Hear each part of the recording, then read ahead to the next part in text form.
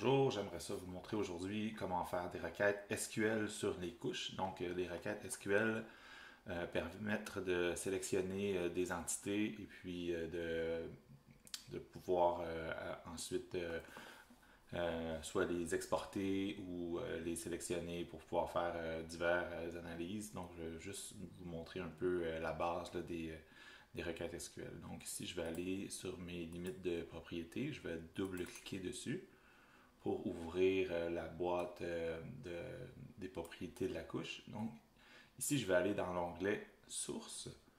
Et puis, vous avez ici le constructeur de requête. Donc, le constructeur de requête fonctionne avec des opérateurs ici. Et puis, vous avez la liste des champs qui sont là. Et puis, vous devez juste construire vos requêtes ici, mais tout est pas mal indiqué là, comment c'est assez intuitif.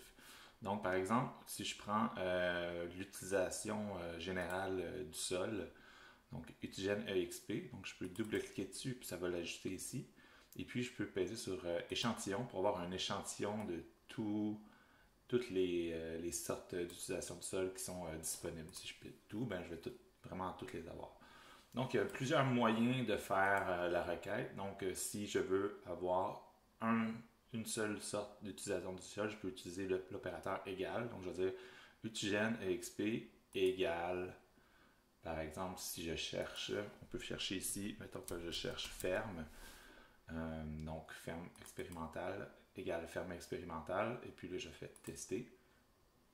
Il y a une ferme expérimentale dans Brome-Niçois, mais si je prends par exemple, pâturage.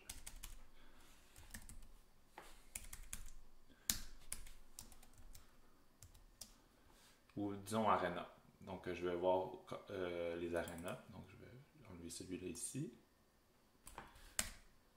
Et si je fais tester, j'ai une erreur.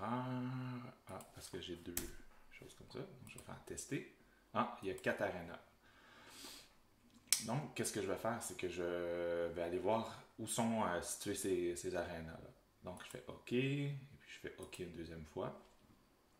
Donc, ici, on peut voir qu'il y a un petit sablier, pas un sablier, mais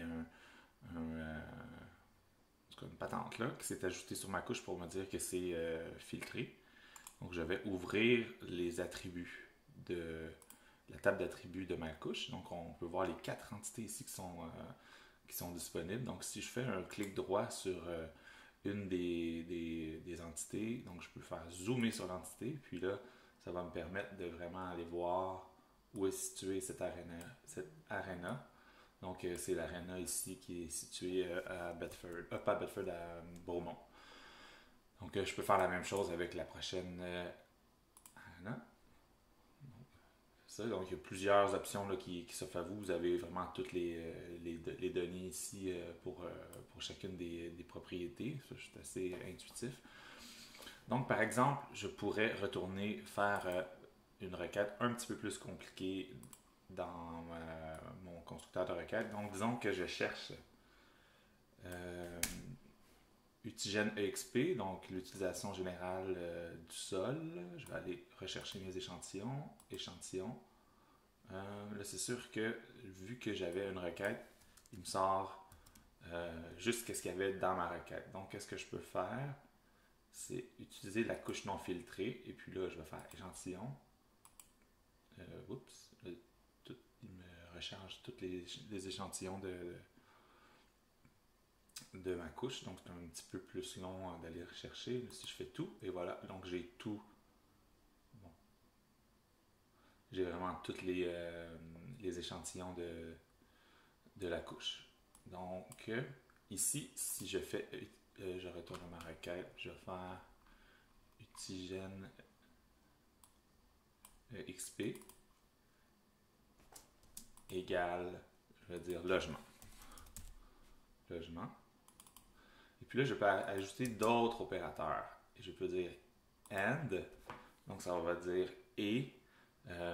Et puis là, on peut ajouter un autre critère. Par exemple, on va demander que le nom de la municipalité soit égal à un autre échantillon de.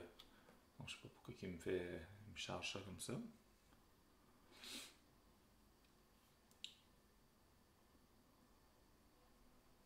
vais dire tout, je vais dire égal à, par exemple, Cowansville.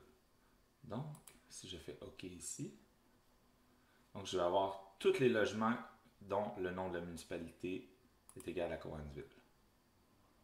Par exemple, ici, je pense que j'étais déjà à Cowansville. Donc, c'est vraiment juste les propriétés qui sont le code logement et puis qui sont à Cowansville. Il y a une autre manière aussi de faire, si vous voulez faire des requêtes, donc vous pourriez faire aussi avec l'opérateur in, qui est assez intéressant. Donc, il est là in.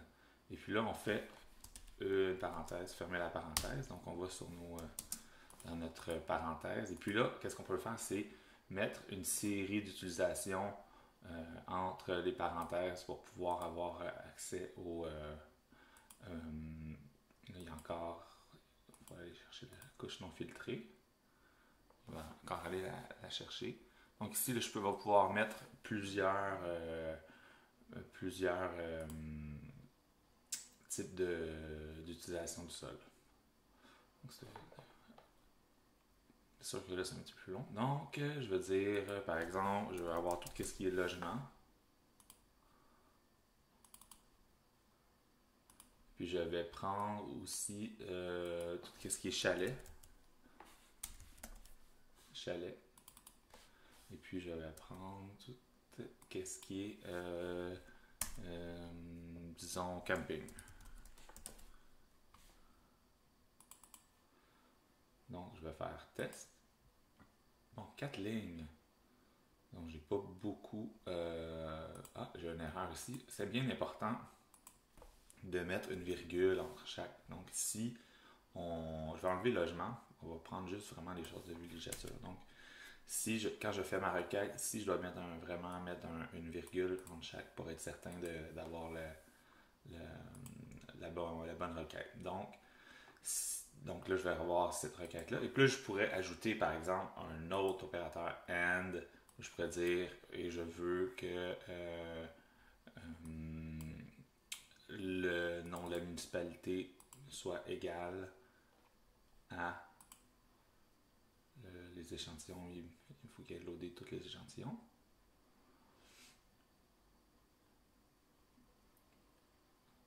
Donc, je pourrais dire Bromont. Et là, je vais faire tester. 284 lignes. Donc, je vais aller voir où sont ces chalets et campings à Bromont. Donc, si je veux, je pourrais faire zoomer sur la couche. Et puis là, ça m'amènerait directement à Bromont ici. Et puis, où je peux encore ouvrir la table d'attributs. Et puis, voir où sont dans la table d'attributs toutes mes entités. Donc, par exemple, je peux faire plusieurs choses comme des tris. Je peux les trier par date, par nom, par numéro de nom de rue. Donc là, ici, je les trie par nom de rue. Et puis, je peux toujours faire le zoomer sur l'entité. Donc, ici, je me retrouve avec ces deux terrains-là qui sont probablement des chalets. Donc, si je vais voir ici, et voilà, le code c'est 1100 chalet ou maison de villégiature. Donc, je vais arrêter ça pour aujourd'hui. Merci, bonne journée.